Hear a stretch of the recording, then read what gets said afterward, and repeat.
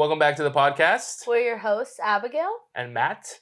And today we're going to be talking about the top 10 grossing trilogies of all time. We're going to go through the order from 10 to 1, talk about how much they made of the trilogy, kind of explain the movies, give our thoughts about each one and the overall trilogy. And then we're going to personally rank them in a tier list, S, A, B, D, or C, D, B, C, D. Yeah. And S the best.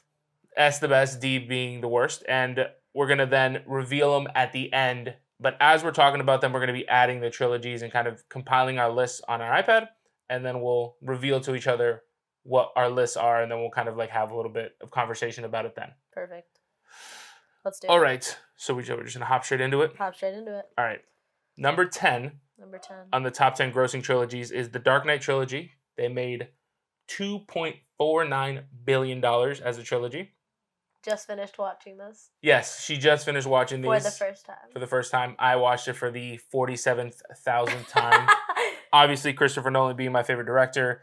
I love superhero movies, so it's just a perfect combination. I guess we talk a little bit about it. I think these are very different hero films. They're less comedic, even though they do have some interesting, funny moments in them. Yeah, they do. But it was like a more serious, like crime, murder mystery, like, you know, detective type of movie that Christopher Nolan, or series that Christopher Nolan wrote and directed. And just the cast and crew that he has is phenomenal. People like Cillian Murphy, Christian Bale. I'm literally blanking on Alfred's name as an actor because I'm a terrible person. Tom Hardy. I will find it. Heath Ledger, like probably the best, I guess, comic book villain actor, in my opinion. Like, I don't think there's been a single better villain on screen than Heath Ledger's Joker. He literally won an Oscar for it. So good. You know? So that alone, I think, and how gritty it was, you know, it was kind of a new thing for hero movies to be very gritty and dark. You know, the color palette was very, very dark in comparison to most things. Obviously, it being the Dark Knight and Batman, it makes sense. Sir Michael Caine. Yes, Michael Caine. Also amazing. He's in like a billion other things. So good. Anne Hathaway as Catwoman in the third. Just the depiction of Bane, I thought was phenomenal. Just a series that got better and better as time went on. I think each movie did better things than the previous one. Totally agree. Couldn't agree more. Honestly, I think the villain in the second was peak. Obviously, being the Joker. Don't agree. I think Heath Ledger is one of my favorite actors of all time. But I think Bane... I think I was explaining this to you, but I think in the second one, Batman, it's like very interpersonal conflict. And in the last one, it's very like, it's about the city, it's about political status and all of these other things. It's like an amazing sequel, considering they seem like completely different movies. Yeah. But they're about the same protagonist. It's a very good trilogy. Yeah. And what else was I going to say? Just the way that he changed and influenced hero movies, at least for DC, and also Marvel too. Like, there wasn't very gritty, dark movies for superheroes until Nolan did these 3 Batman movies. Yeah. Like, they were all very like silly. Funny, silly, you know, stuff like that. Like, the old Batmans are like hilarious. You know what I mean? Like, this was a real introduction to like what allowed Man of Steel and DC with Justice League. Crooked. How dare you? Yeah. Stop me. Interrupt me. All right. But yeah, all in all, anything else you want to add? No. Okay. Honestly, I think you covered it. Obviously, it ranks high for us because we both love this movie. So now this trilogy, we will add it to our tier list where you think it belongs. You got it? You put it on? Yeah. I'm good. Right. I'm not telling you. You don't need to tell me. All right. Now, number 9. The original 3 Spider-Man movies with Tobey Maguire, they grossed $2.5 billion. Do you want me to go with this one as well, or do you want to take the reins? I can take the reins. Honestly, this was like the introduction to, I guess, good superhero movies back in the day when these were made. The Sam Raimi Spider-Mans, Tobey Maguire, I thought was a great selection for the role. A lot of people weren't really happy with him initially, but I think he did a phenomenal job. And all in all, like, the groundbreaking, like, use of a lot of the CG that they did and the writing, the story, everything I think was phenomenal. and it really like kind of like what Christopher Nolan did for making movies darker and more gritty. This just did for introducing superhero films that were actually good. Like they were like people were really worried with superhero films. They were like, oh, can we really get good superhero movies? And then Sam Raimi made this trilogy and like knocked it out of the park. You know, That's what I was gonna say about it's part of the like first wave, considered first wave of Marvel MCU. yeah, So I think it just was like introduced as a very fresh concept. Also, there hadn't been three Spider Men at men, men. three Spider Men at this point. Yeah, there So wasn't really a lot of like consistent back to back movies. It was like back in the day they were doing like they were rebooting Batman over and over and over again. Same thing with Superman. yeah, You know, Captain America I think was a TV movie. I think I'm the pretty sure. the most superhero movies that had more than one was the Tim Burton, um, the two Tim Burton Batmans in the '90s. Other than that, it was like Yay. constantly just rebooting with new directors and new concepts. And I think this was the first one where they were like, wow, we really hit it out the park with Tobey Maguire, Willem Dafoe in the first one, James Franco being his son, Oh, they all just like killed it. It was amazing. Kirsten Dunst. Like it just hit really well, and it was Totally. directed really well, shot, everything was beautiful. And then they again killed it with number 2 with Doc Ock and that whole story and Spider-Man like kind of losing his abilities and stuff like that. And then I think it kind of got a little weird and obscure with the third one. They kind of went a little too funny with the whole dark, like the Venom taking over him and stuff like that. I think that the weakest one was the third of the 3. I will say that I appreciate it because it gave us Venom with Tom Hardy. Well, I mean, yeah, I guess Like it was the first Venom's- introduction of Venom. Yeah, exactly. So like I will appreciate it for that because I love Tom Hardy's Venom. But yeah, Topher Grace. All in all, like as a trilogy, I think it did a good job. I don't think it's the best Spider-Man trilogy in my opinion, because that will come further on in this list. I'm not saying if I think it is or not. Because it is on the list. But all in all, I think Sam Raimi did a good job, and it still holds the test of time. It's actually a really good film to rewatch now, even though the special effects were very early on in the adoption of special effects. So it's like some of them could be wonky. I think they did a really good job with everything that they did use, that the movies are still hold up to this day. All right. Where do you want to, I guess we got to put them on the list. Oh, this is hard. Really? A little bit for me. This is a little hard. Well, that's fair. This is your Spider-Man. Yeah. This is not my Spider-Man. This is my Spider-Man. Andrew Garfield is my Spider-Man. He didn't even get a trilogy. Ridiculous. He didn't get a trilogy. Ridiculous. That is true. All right, coming in at number 8, Star Wars, the prequels. The Phantom Menace, Attack of the Clones, Revenge of the Sith. So quick. I'm so happy we didn't get a sequel or a trilogy because who else were they going to kill? Like, what are we doing here? And Ridiculous. so the Star Wars coming in at number 8. The 2000s ones. Yes, the Okay. 2000 ones, they came in at $2.55 billion, just a little bit over the Tobey Maguire trilogy. So do you want to take this one? We recently did see these as well. Yeah, we did. This finished the last one today, in fact. Obviously amazingly done. We were talking during the movie, which again, we shouldn't be talking during the movie, but we were talking during the movie about how George Lucas has created such a beautiful, like, intricate universe, multiverse, whatever we want to call it. I don't really know exactly what I think it is. I think it's just a universe. I don't know if there's because there's not one. multiple universes. I don't think so. That's a there good might point. be. I don't know. I think also to have made something in the 70s. The original trilogy, I think it was 70s. Yeah, but 70s. he thought of it before the movies came out, obviously. Yeah. And then either already had this origin story planned or not, but to make an entire origin story a whole other, almost 10 hours or something to that effect. Yes, yeah, close. Is Maybe 7 amazing, hours, so 8 insane. All of my only little anecdote was that sometimes the acting was like, which is so weird because it's so many Hollywood stars. Mm-hmm. But I thought some of the acting was a little bit frayed or like stale. But besides that, everything was amazing, especially for the early 2000s. We were talking about the sound effects. We were talking about the set design. Oh, yeah, the pod racing. I'm obsessed with the costume design in this trilogy. It's absolutely phenomenal. Tells so much, adds so much to the story. The writing, of course. What else? I mean, the writing is incredible. What you got? Honestly, it was my childhood. I love those trilogies. A lot of people hate them because, obviously, being a fan of the original, you have such a high expectation when these came out. But me not having seen the original, watching these three, and then watching the originals after, I gained an appreciation. Obviously, I can't agree that first of all, the special effects, a lot of the CG is really wonky looking, especially in the first one. Like Jar Jar looks like Especially in crap. the first one, it's super All weird. the Gungans look like crap. Like it's just like it's early 2000s CG. So like, unlike how Spider-Man did, they did a really good job in like hiding the mistakes in the CG. Here it was like full front and center. You can kind of see the poor Yeah. animation. Like you notice it like in the creatures during the pod race.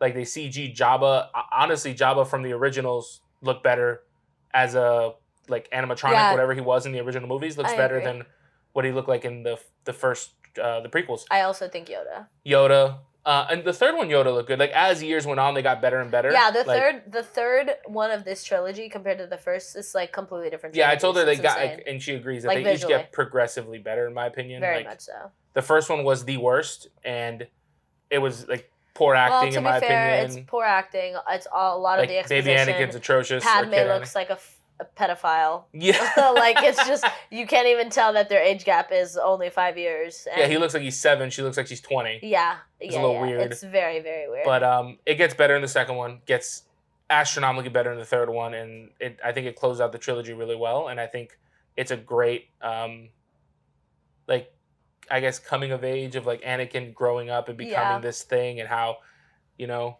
it's also such a different story where like it ends how evil becoming can influence villainized. you and stuff like that. Yes, it was like a different, especially for the early 2000s. Yeah, and like a mental health issue, like these nightmares were plaguing him. I feel like it was a very up and coming for like a fantasy world movie. So like there was that whole plot line, and then there was also, what is her name, Padme.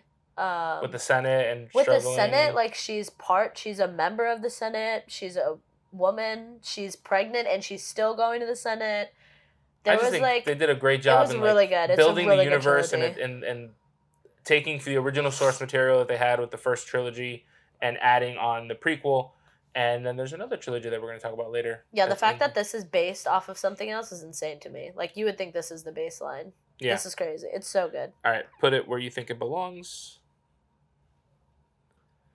All right. Now, coming in at number 7 is the Deadpool trilogy with $2.9 billion. So that's Deadpool 1, Deadpool 2, and Deadpool Wolverine. Do you want me to cover these? Or do you want to cut? I don't know how we talk about. I guess we'll just go back and forth, right? Yeah, I'll start. Love these movies. We talked about doing this a few weeks ago, and it was like when I was trying to think of how I would kind of imagine ranking things, it was lower on my list.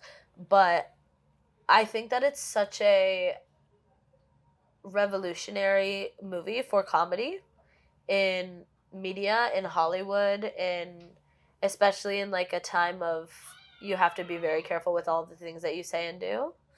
It just came out guns blazing and was phenomenal. I think Ryan Reynolds did such a good job. On that note, it doesn't cover quite as much as the other trilogies, I would say. Like, yeah, they're very one note, but they do that note so well. Like, yeah, it's like a very Marvel-esque movie. But it's also like kind of different from Marvel. Like it wasn't afraid to just like be M-rated and curse and do all the Deadpool. Yeah, he actually had antics. to fight for a very long time to get this movie made. Like, a very long time. Like, so I mean, it literally got to the point where they did that whole initial part, and then it somehow got leaked, and then that's when they were like, "Oh, we're actually gonna make the movie." Oh, I didn't even know that. Yeah, like it got to the point. He had to advocate for a very. But it was it pushed the boundaries, but it also is very like, this is what it is, and it can't like really be that much better. I think it pushed the boundaries in what it is.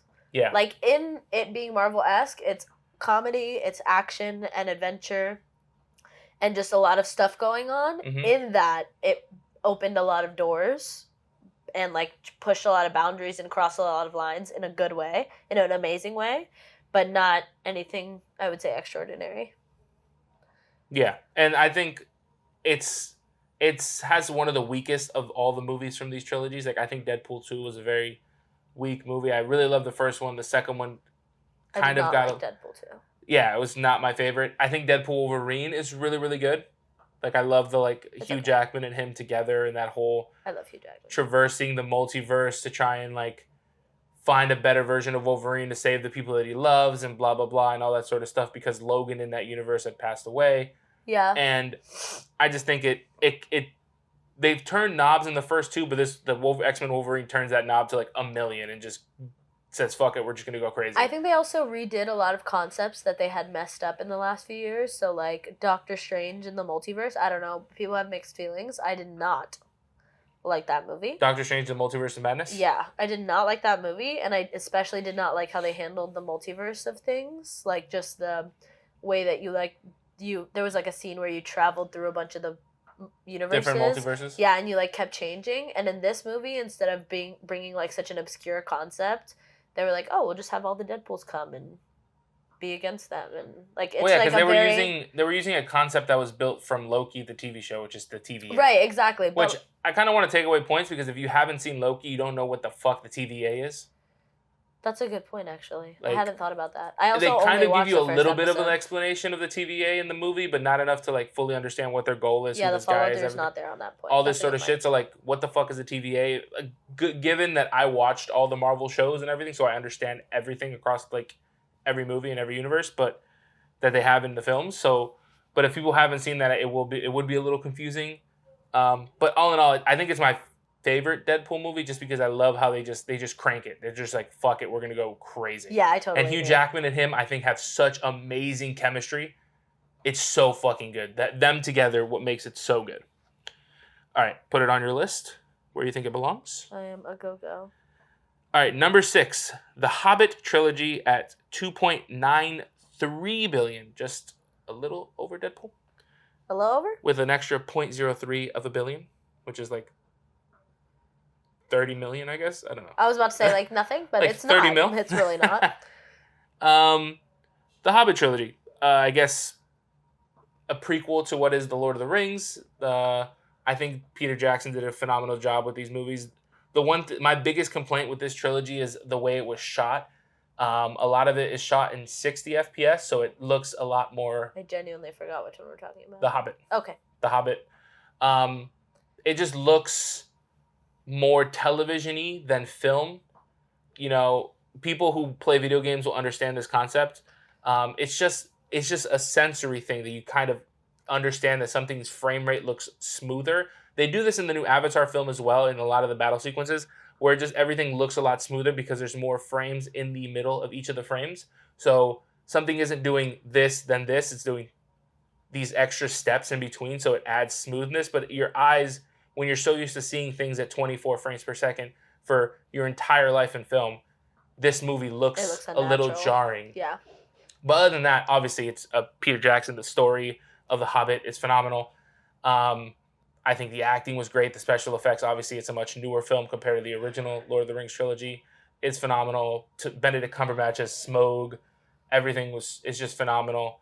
You know, bringing back Orlando Bloom and everyone, you know, the elves and the whole fight and everything. I think just in general, I think they did a really good job, and I think they kind of lived up to the hype after being released after the Lord of the Rings trilogy. But for me, the biggest gripe with the movie is just the way it was shot, due to the fact that it's jarring to watch, in my opinion. I would agree. But I love the story. I love everything else about it. I think it's phenomenal. Nothing crazy complicated about it. Just I completely agree. Great writing, great cinematography, just bad selection on your frame rates. Great set design. Yes. I don't know. I'm just such a I love when there's good. I just is so immersive, especially, well, also Lord of the Rings, which we'll talk about, but especially in this movie, I think you feel so. I don't know. I feel like Lord of the Rings is beautiful, and they're both beautiful compared to each other, and have their highs and lows. But Lord of the Rings is so outlandish, crazy, and then The Hobbit, they're in their little home with their short selves and their giant. I mean, the feet. story does get crazy too, but it's I know, but I think that it just starts very Mm-hmm. And then also the introduction of so many characters that we see in the. I don't know. I just think that it's another good one that's a prequel. Yeah. But did such a good tribute, and also is 3 whole movies weren't even. You know what I mean? I think it's. Oh, I think it's phenomenal. I think it's amazing. I actually want to rewatch those. We didn't get time. We've been she watched the one she didn't see or hasn't seen in a long time. And personally, I kind of want to go back and rewatch a lot of these movies because I want to go rewatch all of them. I only saw The Hobbit initially when they came out, so I'm kind of just going off of how I felt when they came out over 10 years ago at this point.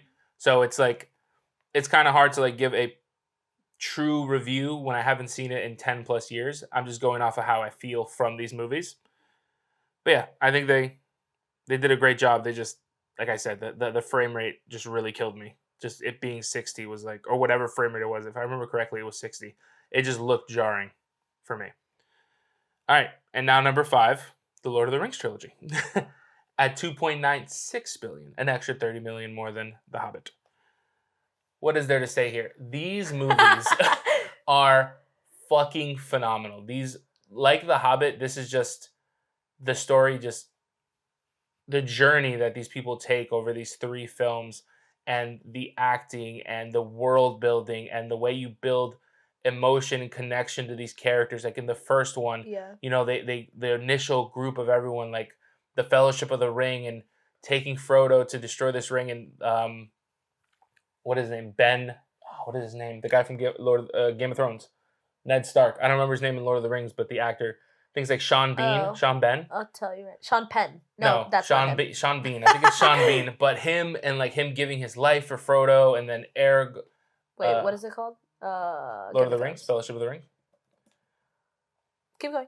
But yeah, it's just like, and the camaraderie and the development of the relationship between all these people, like how they, you know, Gimli and Sean Bean. Legolas, like how in the first film they're not really like friends, but as it progresses through each of the movies, they grow and care about each other so much, because you know they split up at the end of the first one, and the whole second film it's like them trying to find Frodo, and then they get to the point where they see them and they find them again, but they realize that they need to go and do something else, and just the world building and everything I as a agree. whole, I think in the writing and this, like you say, set design, all this shit is just phenomenal. yeah, it's so like anything beyond.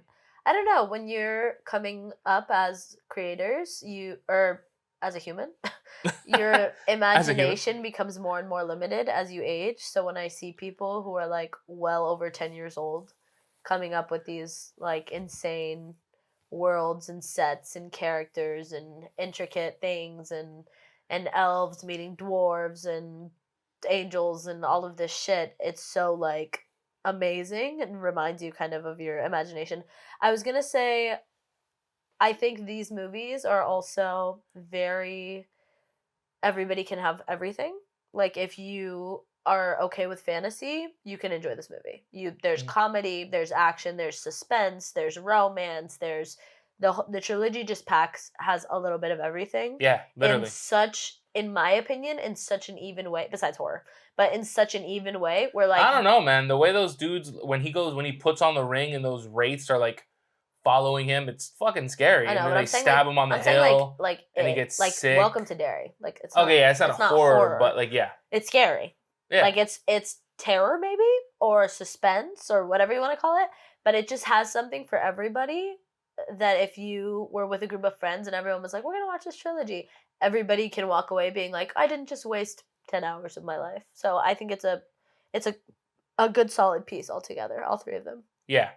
It's like a thing where like some trilogies, they, like we said with Deadpool, it's like Deadpool 1 was great, Deadpool 2 was weak. This one, it's like they build off of each other and they tell such an amazing journey across everything, kind of like how the Hobbit films are, but like they tell such an amazing journey that they like, by the end of it, you love everyone so much that each film gets better and better and better, and like the story gets more intense and crazy, you know, Yeah, leading in to that this last final movie, you're battle. just like, You're like, oh, you're what's just, going on? if you think that the next scene you're gonna get a break and you're just constantly praying that nobody's gonna die. You're just like, please don't die, and then the next scene, please don't die. Yeah, You just come to love. I think it's a good testament, especially to the writing and the acting, that you just come to love the characters so much. yeah. It's like, It's well rounded. it's It's similar very to well like a rounded. TV show where like you build such a relationship. Like when a show has so many seasons, like Stranger Things as an example, Yeah. you build to love all these characters so much that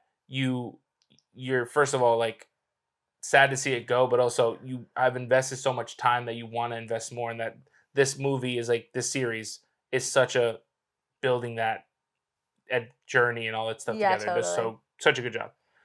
All right, where are you gonna put it on the list? Well, don't tell me. But put it on your list. It's on my list. Okay, I already put it on my list too. You I didn't goober. know. I didn't know. You goober. All right, now coming in at number 4 in the top grossing is Spider-Man Tom Holland trilogy at 3.96 billion. Amazing. Well deserved. Okay, Deserves 10.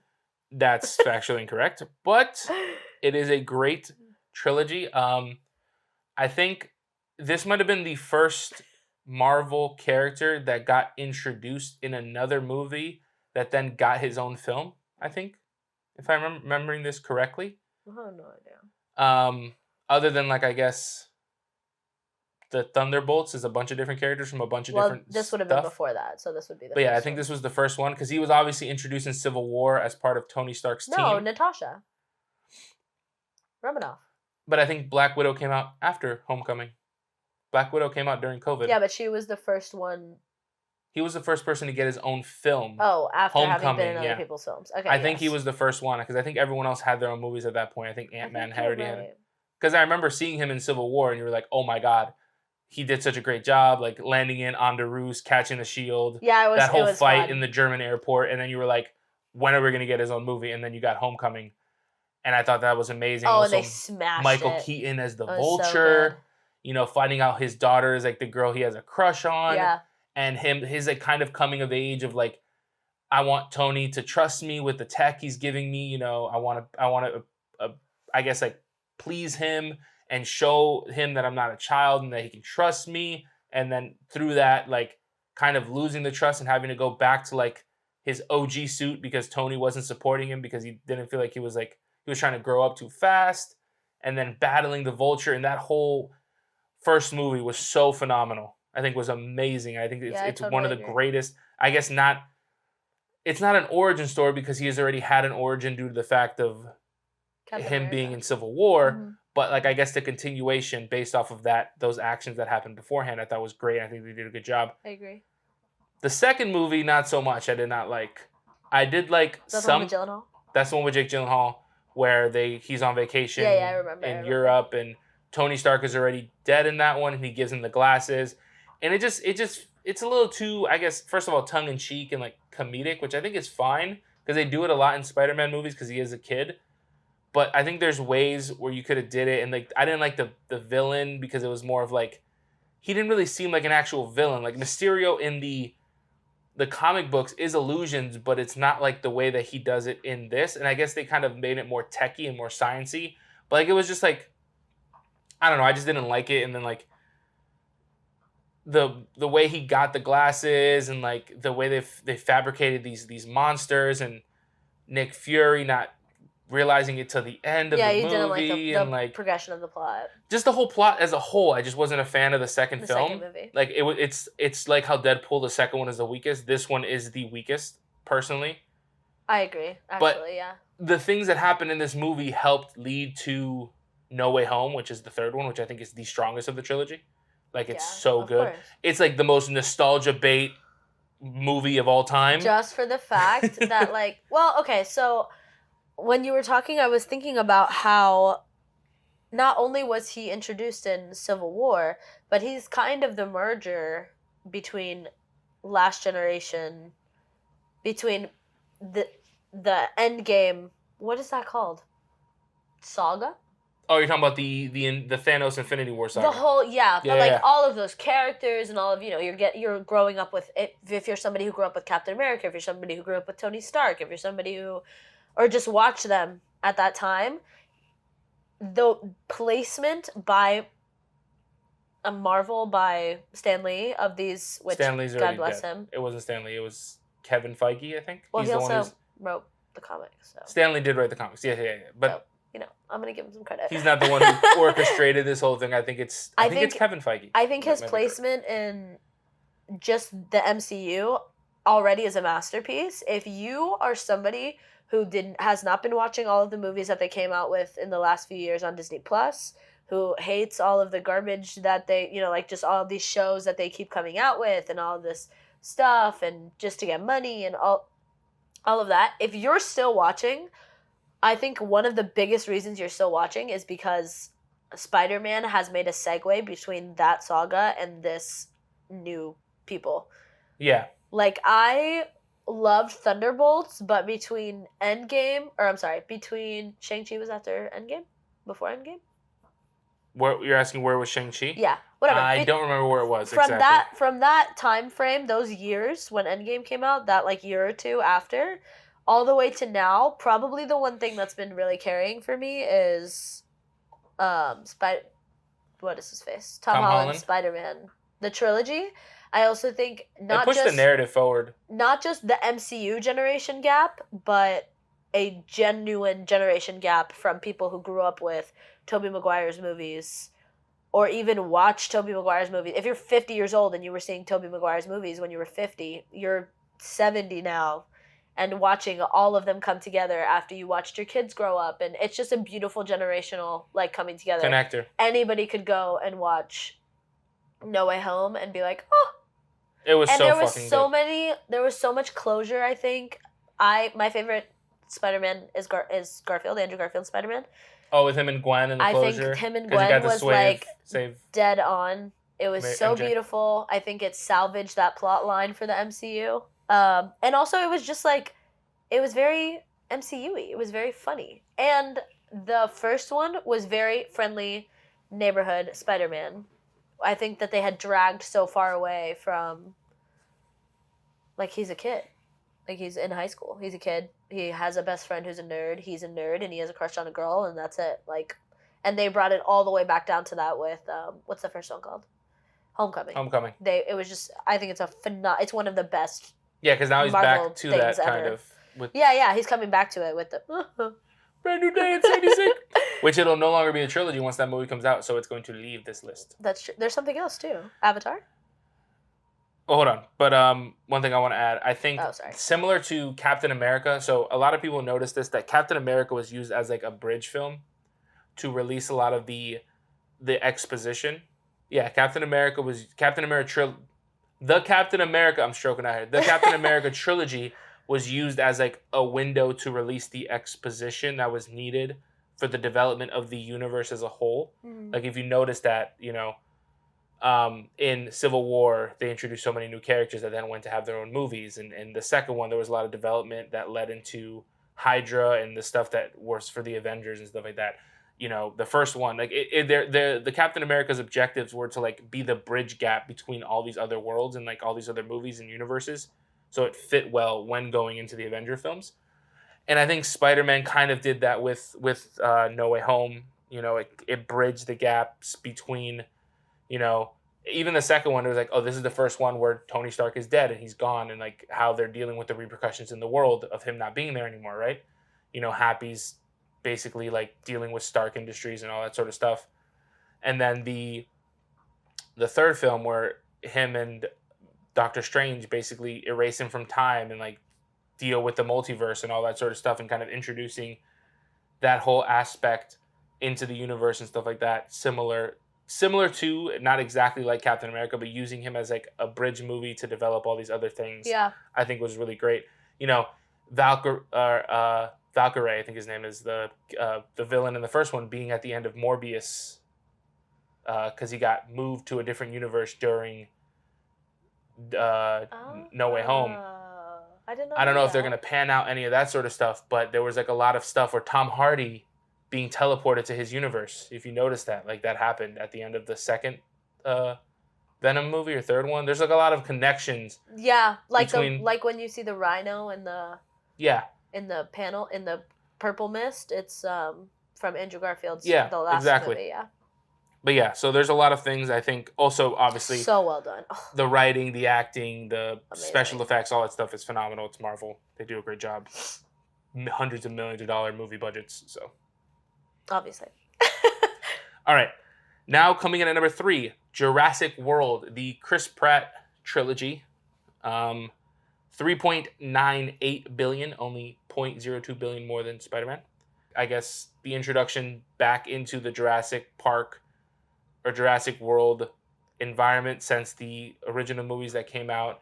I think is this still a trilogy with the...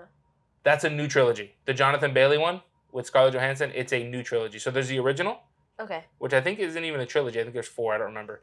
But the original, and then there was 3 that came out with Chris Pratt, which I think was Jurassic World, Jurassic Dominion, and then Rebirth. No, Rebirth is a new There was one. another one. I forgot the name of it. Lost something. Whatever. There's three with. There's the one with the mansion, and then there's the one where they go back to the island and all that sort of stuff. Yeah. Um. And then the one where it's like the world or something.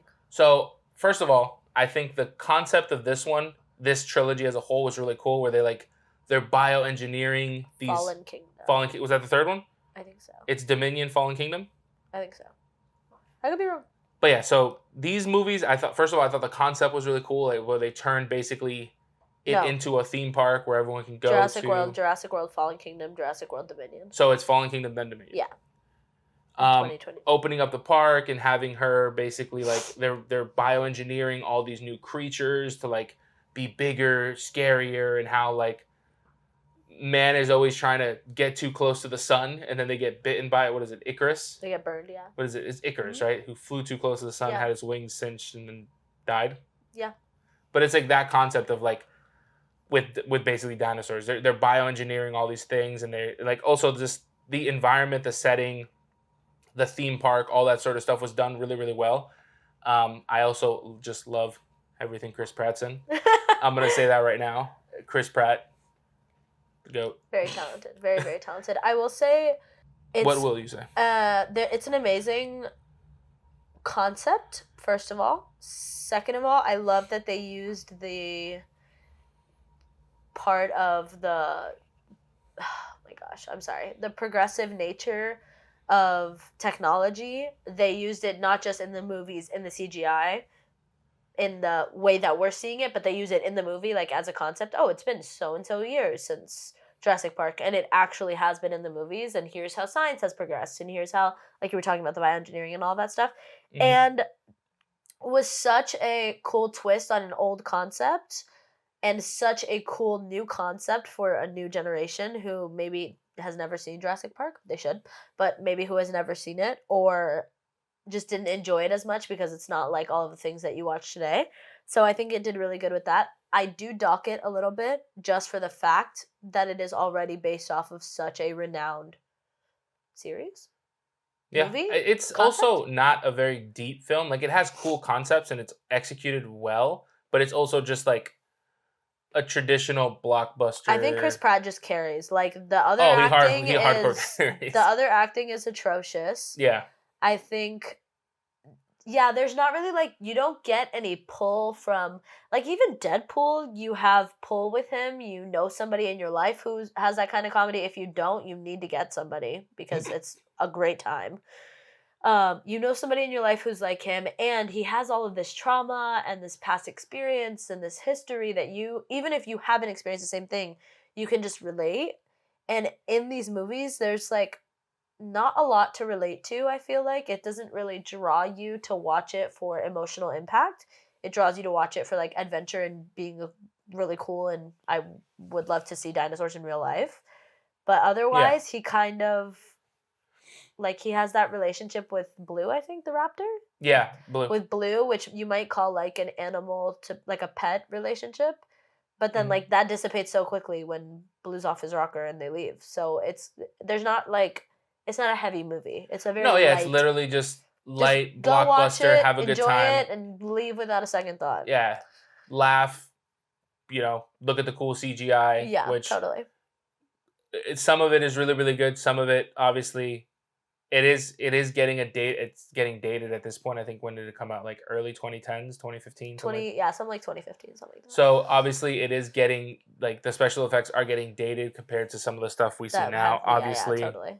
So honestly, some of the special effects or practical effects from the original trilogy look better than, or hold up to this day more than these.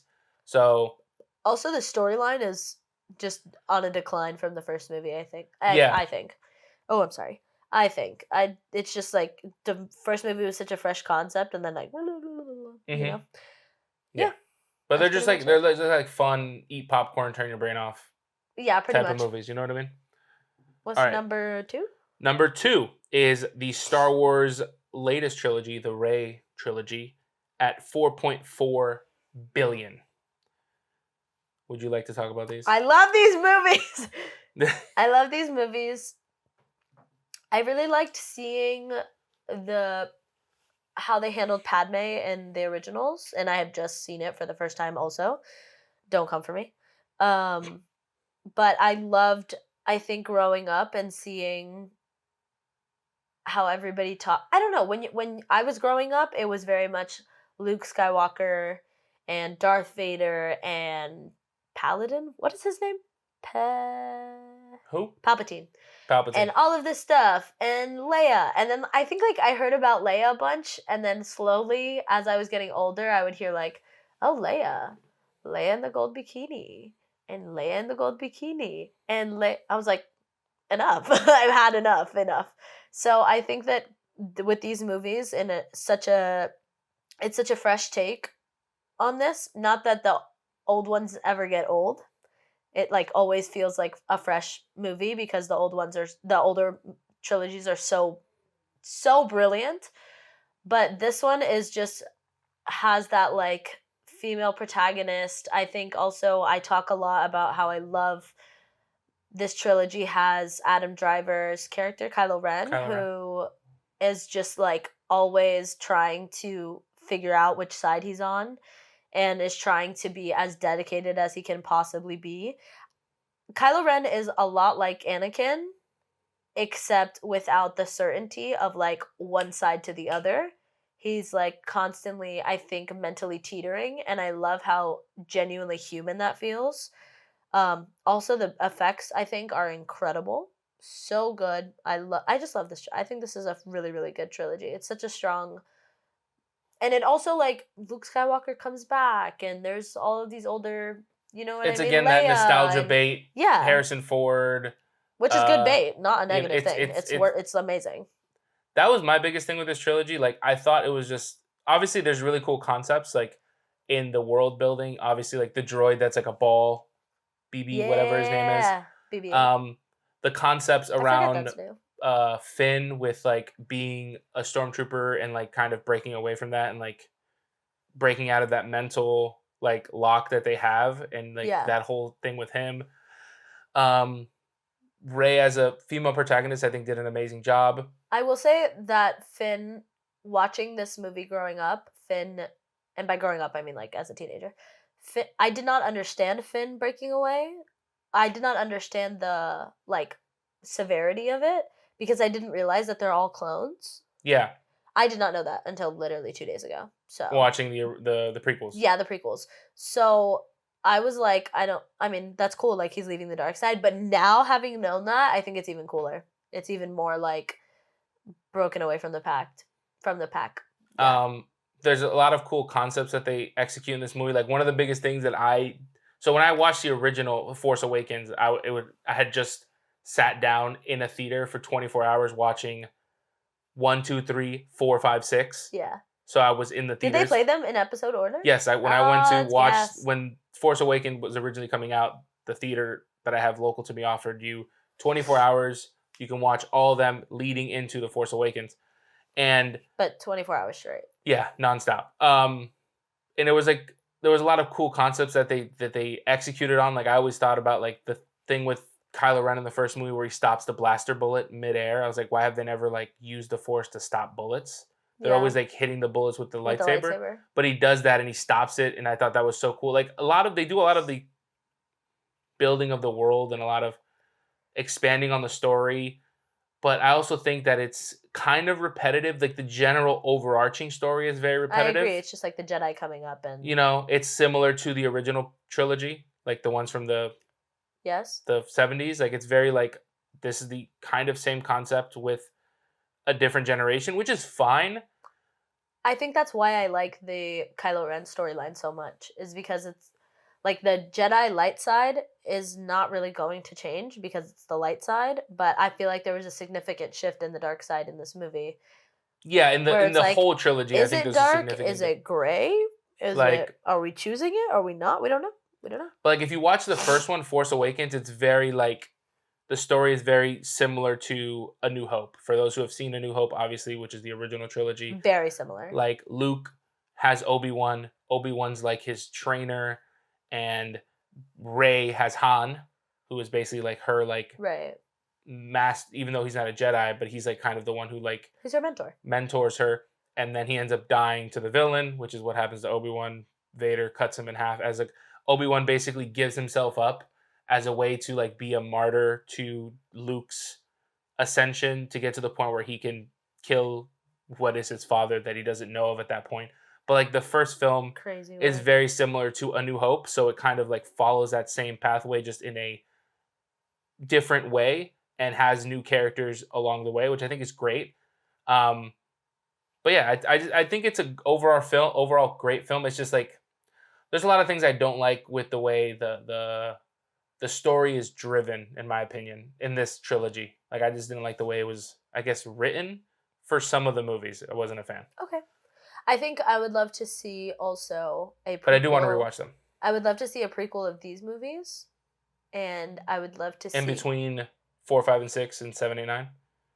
Yeah, I would love to see Rey and Kylo Ren coming up. As kids? Yeah, like as kids like Anakin, but I would love to see them progressively because there's like a time jump between episode 1 and 2 where like Anakin is a little kid and then he's like 19 or something. Yeah. Yeah. I would love to see them actually grow up and then see what Leia and Han and all of them are doing in the meantime. Like I think that would be a really cool. Yeah, because it literally goes from 6 I don't know to if there you being need a trilogy, but I also love didn't Rogue One. What is it called? A Rogue One. A Star Wars story, Rogue One. Yeah, didn't that? Isn't that like from this trilogy? So no, it's a Rogue One. Rogue One, a Star Wars story, is the people who delivered the initial message to Leia that she has in A New Hope. So they're the team. So in Episode 4, the original, Leia receives the transmission. Right. She then takes that transmission and delivers it. Rogue One are the people who deliver that. So it's in between Episode 3 and Episode 4. What the heck? I did not know that. That's where Rogue One sits in the universe. But that makes sense. Which is a phenomenal film, by the way. It's actually arguably my favorite Star Wars That's movie. what I was going to say. I thought that it came from this trilogy, and I was going to be like, I'm so grateful to this trilogy for Rogue One. But I did not know that it's actually not. Arguably the best Star Wars movie, in my opinion. I think it's the best Star Wars movie, Rogue One. Really, really fast. Which doesn't even have anything to do with the really trilogies. Fast. What's your worst Star Wars thing in general? In general? Really fast. Episode 1. Okay. Yeah, Phantom Menace is the worst movie. Mine's The Mandalorian. What? I just can't get into it. Okay. What? Coming in at number 1. It's obvious. I don't even need to say it. Obvious. It became a trilogy as of a month ago. And the moment that Fire and Ash was released, the literal second it was shown in theaters, this became the highest grossing trilogy of all time. Literally, Avatar 1 and 2 was already almost $1 billion more than than this Star Wars trilogy. It was, I think it had 5.2 billion, and this was like 4.4. So it was literally almost $1 billion over at that point in time. I think Fire and Ash has already eclipsed 1.2 billion alone so far in the last month. So yeah, it has. It's at 6.4 billion as a trilogy, and it'll probably grow a little bit more. That's so insane. So they'll probably hit 7 bill, maybe 8. I don't know. Who the hell knows? But we've talked night and a bajillion times about Avatar when we reviewed the movie. We'll kind of go over it a little bit. Obviously, James Cameron pushes the boundaries every single time he makes a movie. We both have our gripes with the way he writes films. We had a whole debate in comments of our TikToks and YouTube shorts with people that we were saying that some of his movies are not very complicated or complex. The world building is amazingly complex and amazingly developed, and it's something that took him tens of years to develop and create to get to the point where the technology can actually do the things that he wanted to do. Yeah. And it's so phenomenally shot and done, and the emotion that these actors have in every single movie, even though the story is kind of like overarching and kind of repetitive or whatever, just the advancements of cinematography and everything, it's such an amazing trilogy. And obviously Fire and Ash, in my opinion, like I said, genuinely is the best of the trilogy. Do credit to everybody involved. Top, Zoe Saldana. Otherwise, everybody involved. Sigourney Weaver did a great job too. Absolutely. Zoe Saldana. And the way it's shot, almost like a video game is shot, where like they're all wearing these things, and then it's a camera that's really kind of brought in through post-production, and the whole movie, the whole concepts of how they make these films. All of them. They just breathe so much talent. Like you watch it and you're like, oh, cute, and then you find out like it's all motion capture. They're actually underwater for several minutes. They all learned to hold their breath. They all learned martial arts and like all of these like just insane Varang things. learned that How walk. exactly? Come on, at this like the set design and the animation and what up. Weta. And I think ILM. this as is well, one of I those think. things where they're like you could say the writing is a little bit of a little tiny weakness. But the world maybe not itself weakness, being built and the but universe and everything everything just around comes it. together to like transport you. It's such an immersive experience. I think Well, it's fucking 3 hours long each movie. So. yes, exactly. I think one of my favorite things about this is that it's such a fresh concept experience and all of this stuff, but it's not fresh in such a grandiose way like Lord of the Rings, like Star Wars, like where it's all of these new planets and new galaxies and we have to travel so much, all of this stuff. It's literally one planet. So instead of having all of these different cities where you transport to and on different planets, it's just one planet. We're getting to know all of Pandora. We're getting to see all of the tribes. We're getting to learn their way of life. It's such an incredible concept, and I just will never stop raving about it. I am a huge fan. All right. Now that we've talked about Woo. all 10 of the trilogies, how much they've grossed, kind of given our 5 to 10 minute, or like I guess 5-minute thoughts on each one. Definitely 5 minutes. We're going to actually reveal ours. We're going to go in descending order. So we're going to start with D, then C, then B, then A, then S. We're both going to give our Ds. The first thing that we say is the lowest. Yeah, so we're going to say... So, like, there's 2 in D for each of us? Yeah, we put 2 in each of the letters. So it basically would be like 10 through 1, but we're using the tier list maker. Yeah. So, but thing. we're going in descending, or ascending order. No, descending. Ascending. Ascending? You're going from 10 to 1, you're going up. Ascending order. Oh, I'm stupid. You're not stupid. I'm a dumb. You're a goofy goober. Okay, so should I start with D or do you start with D? I was giving the Kara faces because you're a little stupid. Oh, that's rude. I start. Okay, but you're going to say both at the same time? Ascending. Oh, Yeah. Let's say our 10 at the same time. Ready? Let's say our lowest at the same time. Okay. Our lowest D. All right, so D, the lowest, number 10. 1, 2, 3. Deadpool. Jurassic Park. 9 or higher. Okay. Higher D. Higher D? 1, 2, 3. Jurassic Deadpool. World. Okay. That's funny. So we have them flip-flopped. Yes. Lowest C. Should we talk a little bit about it, or do you just want to keep going? No, we can talk a little bit. I mean, comedy films. Why did you rank Jurassic higher than Deadpool? I just think it was like it's a more fun, rewatchable overall experience. Like it's just like I also love Chris Pratt. You know, it has a little bit more, I guess, rewatchability. Like, okay. You know, it's just a fun turn your brain off movie. Deadpool is a really good comedy movie, but like once you've watched the jokes like 10 times, you know. Yeah, I agree. They don't hit it maybe as much. I don't know. Like I've seen Deadpool versus Wolverine like probably like 4 times at this point. I would. Oh, really? But like Jurassic World, I can always just turn it on and watch it. You know what I mean? I can just would turn my never brain rewatch any of these movies. Even Jurassic World? Like you can't just like Nothing. turn it on and have it on in the background. I just and, would like, turn rather your have brain off? something else. Okay. Like Dan the Virgin or Friends or something. But yeah, they are just like the weakest, like the Categorically speaking. categorically like just a comedy movie can only go so high because they can only make you feel so many emotions, and then like Yes. a movie like Jurassic World, or trilogy like Jurassic World, that is an amazing trilogy. Is just it can only do so much because the writing is so poor, and like the story itself is cool, but like it progressively gets worse as each movie goes on. Yes. You know. I put Deadpool above whatchamacallit, Jurassic, because I like Jurassic, but the fact that Chris Pratt just carries everything is deadly for me. And in Deadpool, I just like that it's like that comedy that you see in stand-up, but we finally got it in a movie. Yeah. And also I grew up with it. It's just like a very dry satire, self-deprecating humor. And it's still not seen in like an ugly way. Like you can watch it and be like, oh, I relate to him. But Yeah. it's not like he doesn't make you want to die while you're watching the movie. So, All right. Now my C's or your C's? your C's. All right. I'm going to say both of them. So Okay. coming in at number I guess the lower of the C is the Wait, I'm so sorry. Go back to D real quick. Yeah. Say your Deadpool, Jurassic World. okay. Mine is Jurassic World, Deadpool. Yeah, Sorry. so we're basically having flip flopped. All right, so now C. I have the Force Awakens Rey trilogy, and then the original trilogy. Oh my word. I have both of the Star Wars back to back. Really? Yes. I have both of them higher than you. So Explain um immediately. Right now.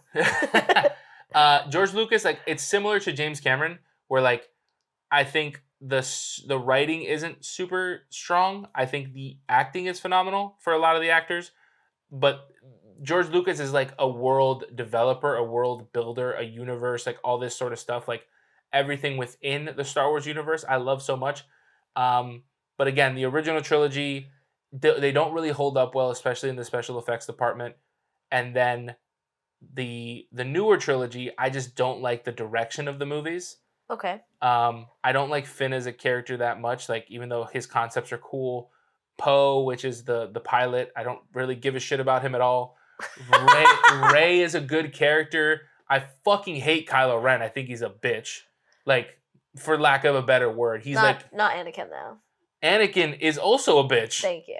But like, you have Yoda in that trilogy. Like, I know I miss Yoda so much. I really do. Pookie Yoda. Pookie pants. You got Obi-Wan. You got some amazing villains in Darth Maul in the first one with the double-sided lightsaber. You have Count Dooku and General Grievous in the third one. You have like such, even though it's only one spot higher, I think it's just also the CG looks terrible, so it doesn't hold up. I also don't like the villains in the new ones, like the whatever that fucking weird head-shaped bad guy was that gets cut in half on the throne. Like, I don't know. I just wasn't a big fan of the new trilogy. Maybe I'm just fucking salty and I didn't like them. But I just think they're rehashing old concepts, and the movies do look beautiful. And like, again, I would watch them. Compared to some other trilogies, these are a phenomenal set of films. Like, I completely agree. I don't like Chronicles of Narnia. But like, there's I don't some. know why you're telling me Is that a trilogy? Tell them that. Yeah, it's a trilogy. Like, The movies are a trilogy. The books are not. Like, I don't fuck with that trilogy. Like, not a fan. But like, in general, like, they're good movies and I would watch them. I do actually want to rewatch them again because I haven't seen them since they came out. We're gonna watch them in order.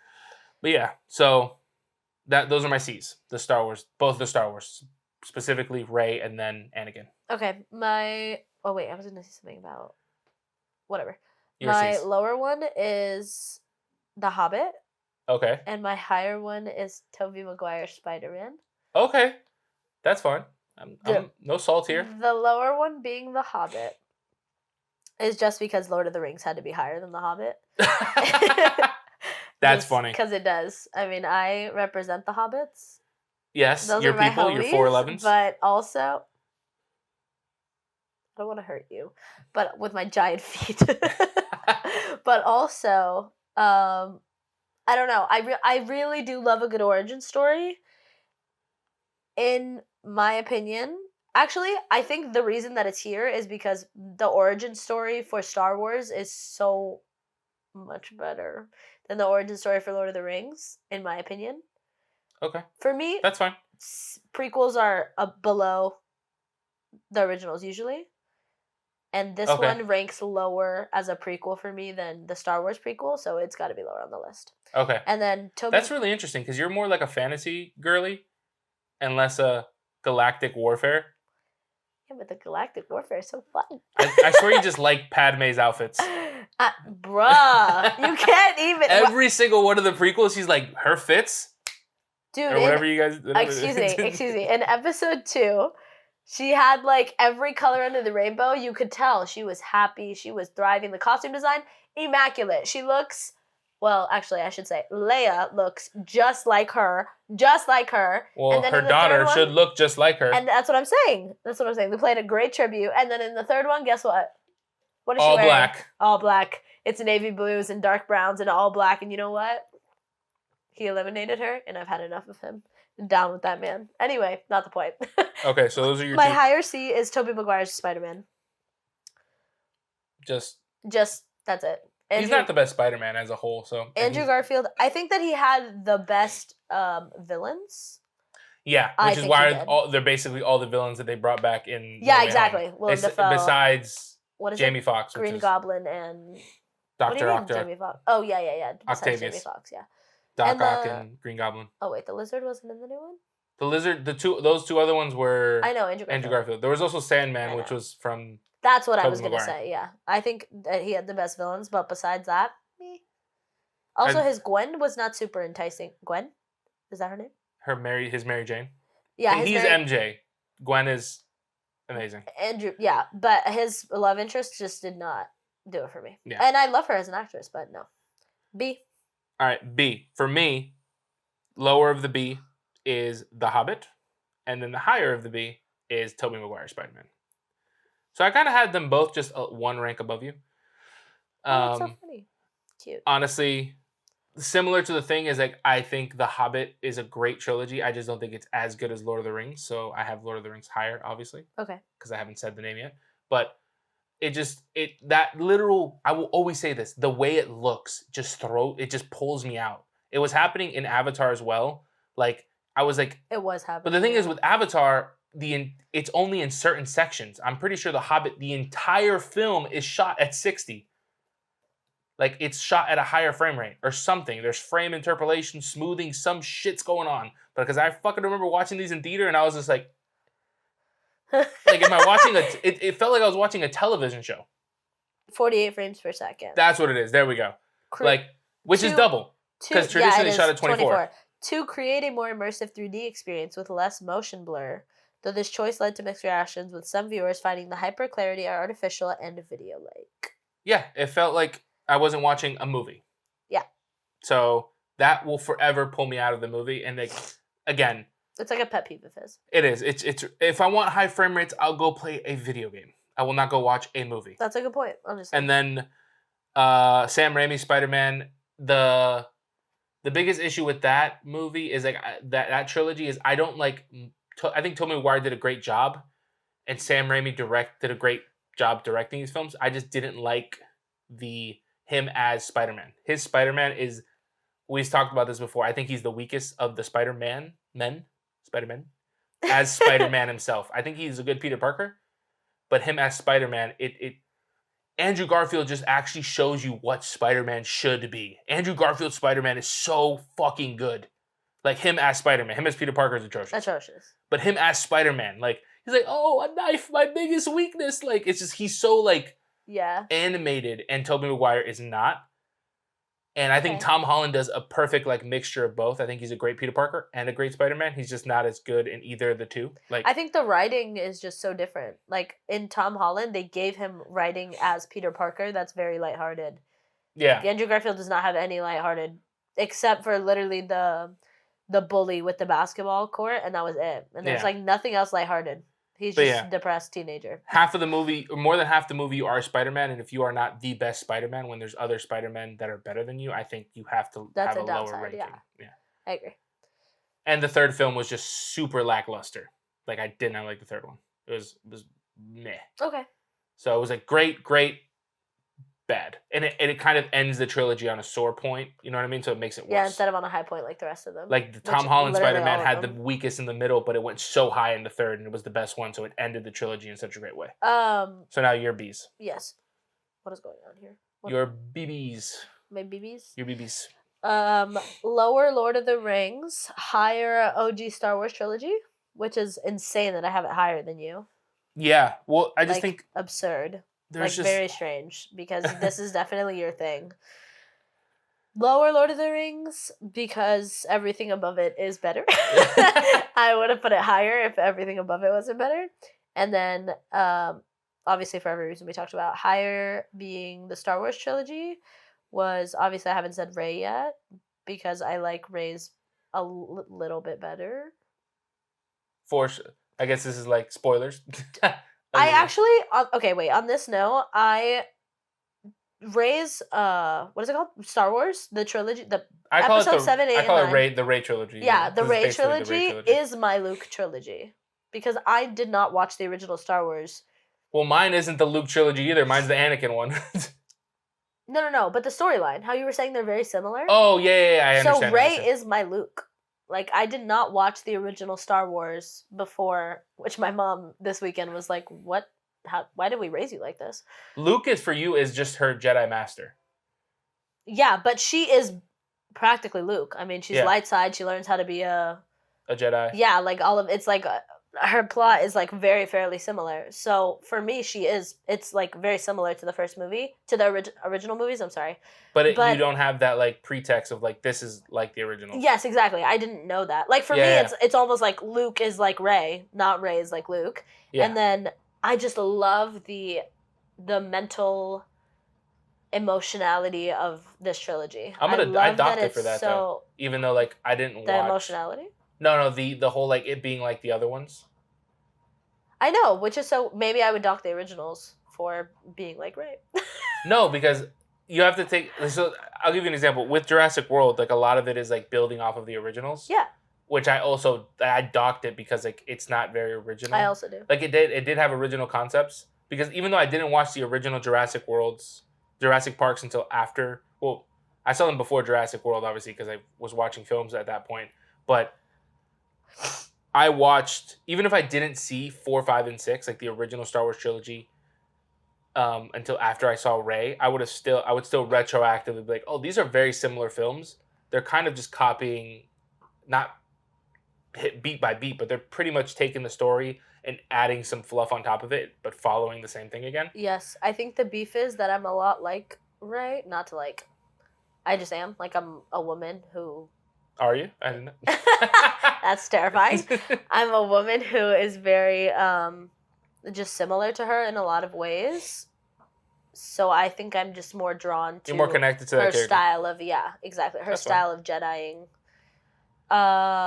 Also that she did all of that and on her period, like Luke could never. Anyway. Okay.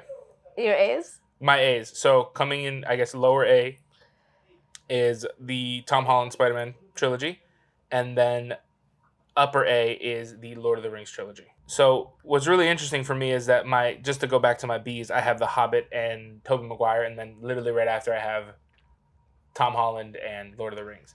So I think crazy. I think the other ones, like I said, specifically for Tom Holland Spider-Man, I think it just ended so well with the third film, probably being the second best Spider-Man movie I've ever seen. First being Into the Spider-Verse, the animated one. That movie's the best Spider-Man movie I've ever seen.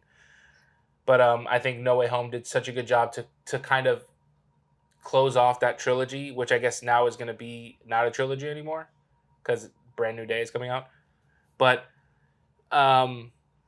it closed it off so well. I think, like I said, he does such a good job as Peter Parker, but also as Spider-Man. So the whole time I'm enjoying him as a character instead of just like really enjoying Tobey Maguire as Peter Parker and then kind of not enjoying him as Spider-Man so much. And this is like in comparison to like what we have now, right? I think when these movies first came out, you had nothing to compare him to, but now you have 2 other generations of Spider-Man to compare him against. You know what I mean? So like now I can really dissect. He was a weak Spider-Man, and I think Tom Holland, in comparison to the 2 ones that came before him, he is a strong Peter Parker and a strong Spider-Man. And overall allows for really strong films, and I think really great concepts for the films.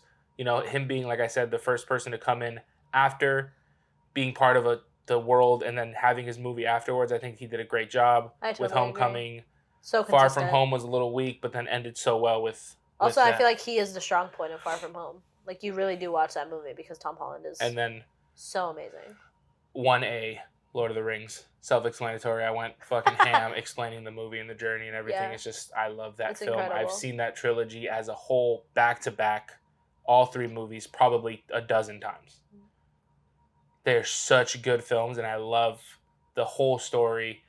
And you might be wondering why it's not an S tier. It's getting a little crazy over here. Just, somebody come get me. Obviously, it can't be an S tier because the 2 trilogies in S tier I already know are so groundbreaking. Already know. And so good. All what are your A's? My lower A is Rey's trilogy. Okay. Obviously. That's 4. Self-explanatory. I did not self-explanatory, but I explained it a lot. My higher A. I'm so scared. I've been waiting for you to say it this whole time. Is The Dark Knight. I did really good. It's my higher A. Is The Dark Knight. I would like to pain in my chest. Oh my god, I would like to explain. May I explain? Go ahead. Permission, permission from the judge. So I'm gonna explain by saying my lower S is Tom Holland's Spider-Man trilogy, which is right above. Wait, you're telling your S already? Wait, I'm saying why. My lower S is Spoilers. is the Tom Holland Spider-Man trilogy. Okay, Valley Girl. Just above, what's it called? Batman. Christopher Nolan's Batman. The reason, very specifically, is me. If you asked me which ones were better movies, Batman would rank far above possibly all of these trilogies. Christopher Nolan's Batman trilogy. Definitely above Tom Holland's Spider-Man. But since we're asking me, Yeah, I can't. and I am a very emotional person, and I got to watch Andrew Garfield save MJ. Obviously, You also cried watching the Nolan Batman movies. I cried. My brother sent me a clip in the movie theater of with no, like, I never asked him or anything. He's literally recorded in the movie Andrew Garfield saving her and sent it to me, no context. That's just funny. like, this is for you. I know that you love this. So, I think that was like one of the first grieves that I had of a fictional character. When Emma Stone died? Yeah, that was like truly. Got her neck snapped. That was true. She did not. She banged her head. That was truly such a like striking moment in my life, being like, oh my god, these people that I care about could die. So I thought that was beautiful, but not just for that. I think, well, let me go back to A tier. The Batman movies are incredible. Point blank period. Incredible actors, incredible everything. I love some romance. I am a strong romance girly. And compared to Spider-Man, it really lacks that for me. Yeah. There's not like, and like the romance that is there is like extremely dark and broody. Like, well, yeah, him with Rachel and then them not being together. Him with Rachel and then her saying she'll like him thinking that she's gonna stay with him, but she really wasn't. Then Alfred then she writes a note. Alfred hides a note, and then she dies, and then like, what are we doing here? He feels like he's disabled the whole first half of the third movie. Bro, gets back into it. Like the romance was just, it pissed me off. Otherwise, incredible. And it feels like such fresh 3 movies while still continuing the same storyline. Nolan, obviously insane. Christian Bale, obviously insane. What was your 4, by the way? Everybody. And my Pookie Alfred. What was your 4? My 4 was... Your A. Ray Trilogy. Okay, and you kind of explained that already. Yeah, and Alfred. I just have when I didn't see Alfred for like so long in the 3rd movie, I looked at Matthew and I was like, he better, I don't know, they gotta fix it immediately. He better appear right in front of me in the living room or I'm gonna throw a fit. Okay, so now my S? Now your S. Well, it's pretty self-explanatory, my S. I've said it's, you can kind of deduce what they are. Well, the higher S is... The lower S is Avatar.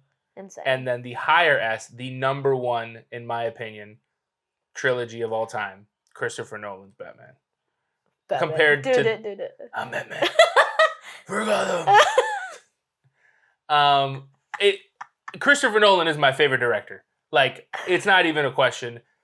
The things that he does, the movies that he creates, the stories he writes, the screenplays, whatever you want to say, that he writes, like everything, the way he shoots these movies, the things he gets out of the actors, that people will literally give up an Oscar to be in a Nolan film. It's self-fucking-explanatory. If you're wondering who said that, it was Jennifer Lawrence. Like, the shit people will do to be in his movies, to be an extra that doesn't speak. Like, the shit that they would, like, it's so... Just to watch him work. So cool. And it's similar to James Cameron in that way. It's just done, it's all channeled into a different aspect. Like, Nolan channels everything here, Cameron channels everything here, and they both do what they do phenomenally. But I am so much more connected to the way he shoots these movies, the way he plans everything, the story, everything, as a whole. So that's why I think it's the best trilogy, like, period. And then Avatar is self-explanatory. That pushes the boundaries of pushing in technology, the world building in Pandora, watching documentaries in the last few months of James Cameron and how he built this world and all that sort of stuff. Insane. His It's teams. phenomenal. Everything's Amazing. great. But yeah, my number one, Christopher Nolan, Batman. My lower S is Tom Holland Spider Man, Which you said, yeah. and my higher S is Avatar. Of course, I have I wouldn't say unhealthy, but it's an obsession. With Zoe Saldana. It's with Zoe Saldana, but with just everything from performance to execution, direction. Honestly, even though you could be like the writing's basic, it just I don't know that I would want like an intricate storyline either for something like this. Whoa, sorry. For something like this. I don't know that I would want like a whole billion character arcs and all of this stuff when there's already so much to explore. I also think that Avatar is just on a completely different level where like Batman you're watching and you're on the edge of your seat and it's very you want to know and you want to know.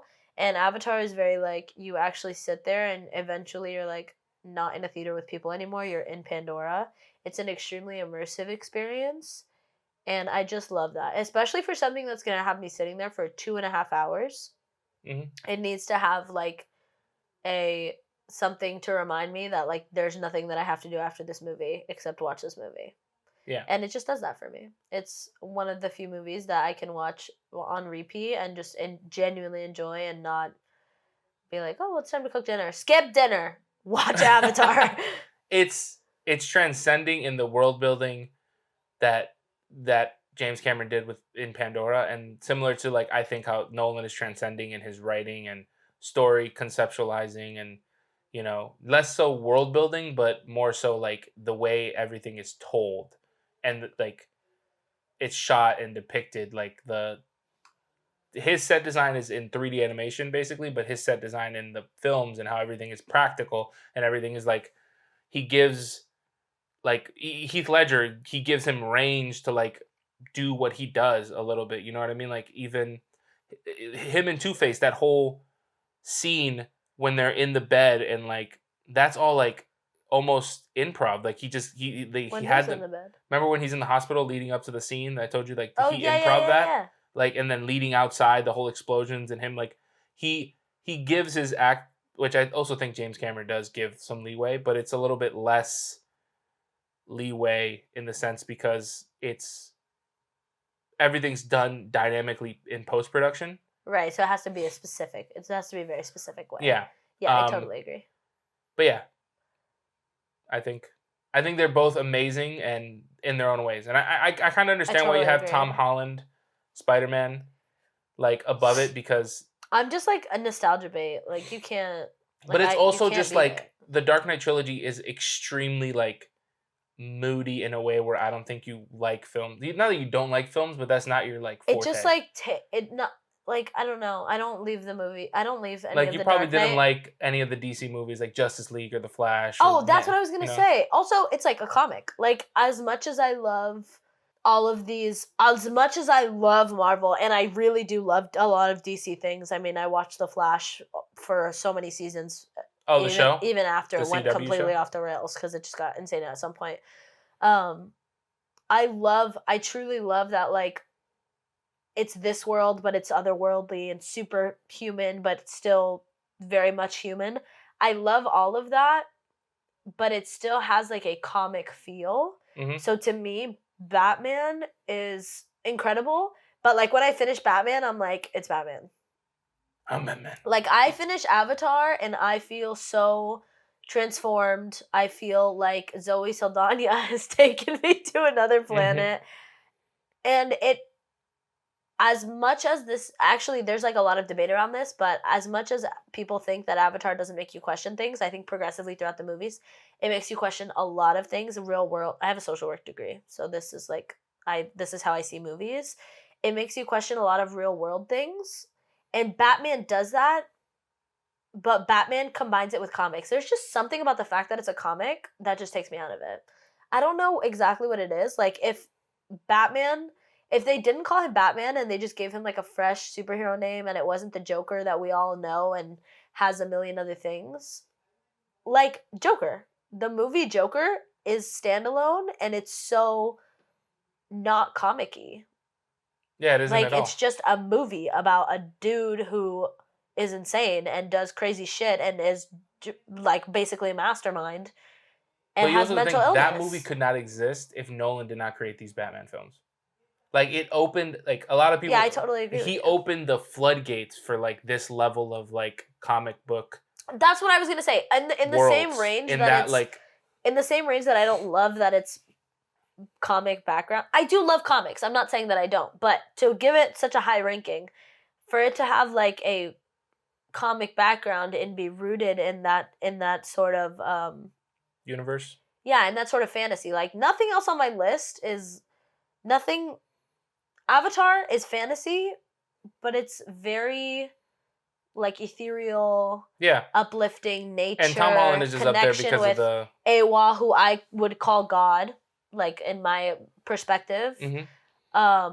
But all of these other movies, Lord of the Rings and Batman, and it's just so grandiose and it's all of this otherworldly. It's just like a lot for me. And also, it's a lot to not have like I don't know. He'd be like, "You have to have hope," and then lowers his voice 10 octaves, and also Yeah, that wears was a all weird- black and comes out of the shadows. I'm It's like, lit. nothing about you is saying hope, but I'm really It's glad. lit. I'm glad that you're doing it. Are they incredible, phenomenal, extremely amazing movies? Yes. Well written, well shot, well acted, well pre-production. Everything is amazing. But they're also not for everybody. It just doesn't do for me what Avatar does, just like Avatar doesn't do for you what those movies do. Well, Avatar does a lot, but also I take Nolan into account. Like Nolan doesn't make movies for everybody. Like it is Yeah, totally. the I agree. lowest one on the list. It is number 10. Also, his movies the are Grossing Trilogy. like I'm trying to think. Oppenheimer. Give me another movie. Tenet, Inception, Interstellar. Yeah, they're all Nolan, like The kind of Prestige. like I don't know. They all just have like a vibe about them, which I guess is the Nolan vibe. Yeah. Good for him. It's like a very realistic point of view. And the Avatar movies are just so hopeful, except for this last one, which was a little weird for me. But All right. yeah, That's it. In the comments, if you made it this far, let us know what you think of these type of concept of videos. We're trying to. This is like what I consider evergreen content. I don't know what I look. Evergreen, yeah. It's just- where it's we're- like timeless. We're trying new things. We're trying. Since there's a little bit of a lull in between award season, and we reviewed kind of the stuff we want to review from the end of last year with Marty Supreme and Sing Along Song Blue.